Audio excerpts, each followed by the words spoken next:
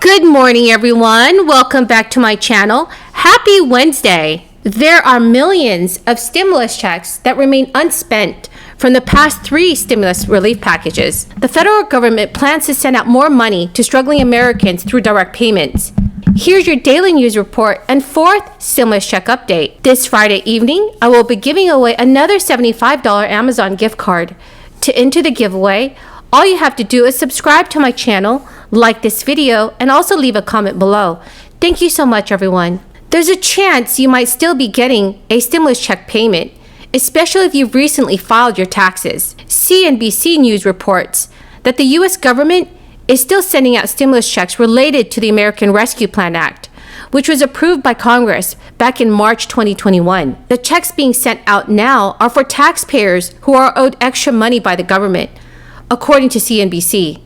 Specifically, these are people receiving plus-up payments, which are going to taxpayers who earned less money in 2020 than they did in 2019.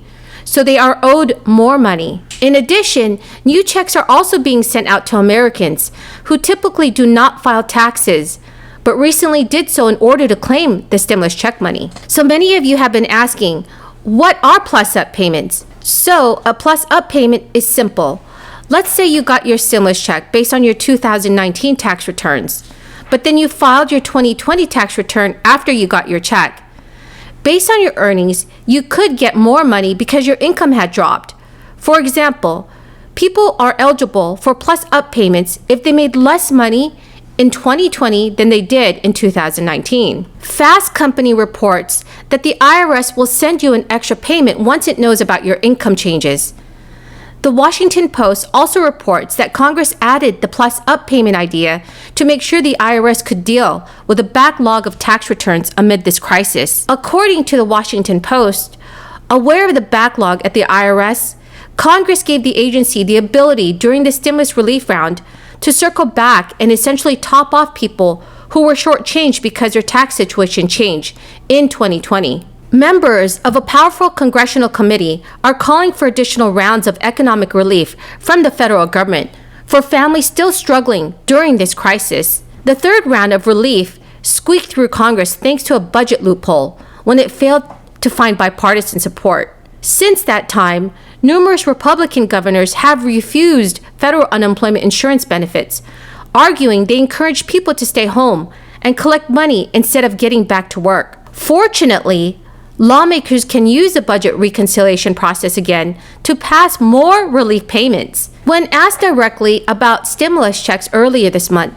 White House Press Secretary Jen Psaki responded by saying, "We will see what members of Congress propose. The government has issued 3 direct payments since the beginning of this crisis.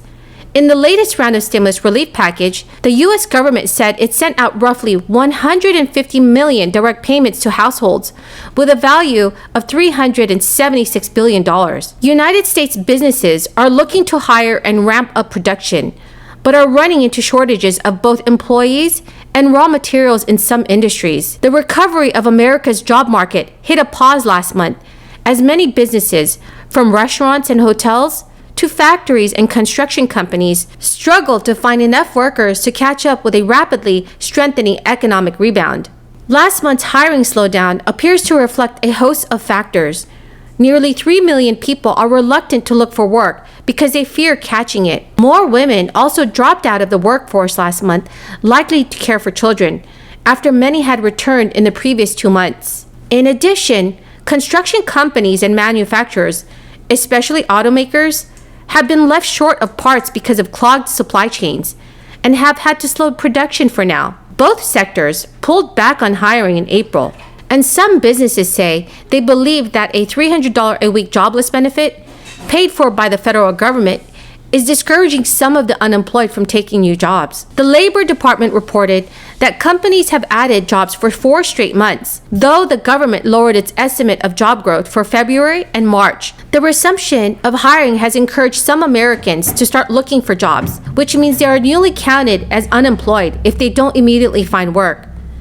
This is what happened in April, when the unemployment rate ticked up from 6% to 6.1%. As of early May, over 62 million people reported some difficulty keeping up with expenses in the prior week. A survey from the Federal Reserve Bank of New York determined that over 58% of those receiving a third stimulus check have or will use the money on consumption or paying down debt. That includes debt incurred during the crisis. According to a Bloomberg poll, Americans listed food and housing costs as the second and third most popular uses of the then upcoming stimulus. Please, everyone, let me know in the comment section below what you believe the federal government should do in the days ahead.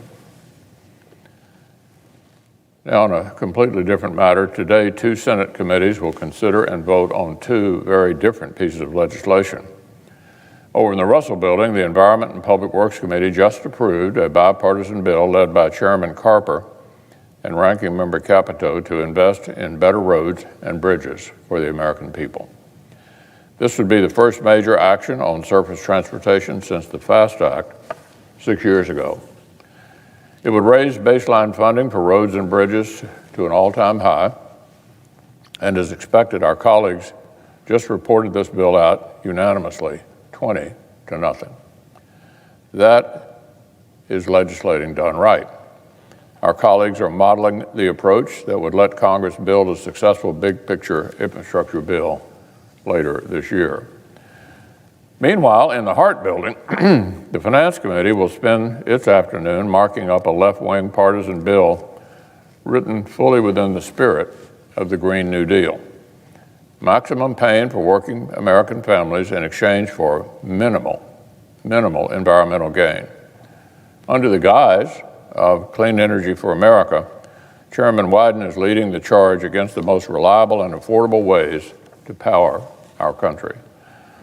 The legislation he's drafted is full of the sort of policies that would increase the price of gas at the pump, hike the tax burden on independent American producers, of course, killing jobs, discourage the industry-led innovations have already been reducing emissions without hurting workers, and drag the United States away from energy independence back toward reliance on imports from places like Russia, Venezuela, and the Middle East. In exchange, the bill would have ordinary Americans subsidize the lifestyle preferences of wealthy people in places like New York and San Francisco.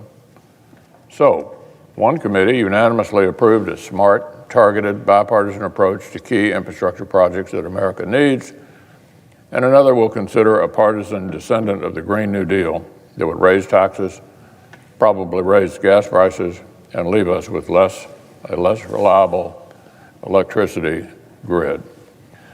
Really, this contrast is a fork in the road that the Biden administration is facing writ large. Which route to take? So that is the end of the video this morning, everyone. I hope you found this video helpful today. This Friday evening, I will be giving away more $75 Amazon gift cards.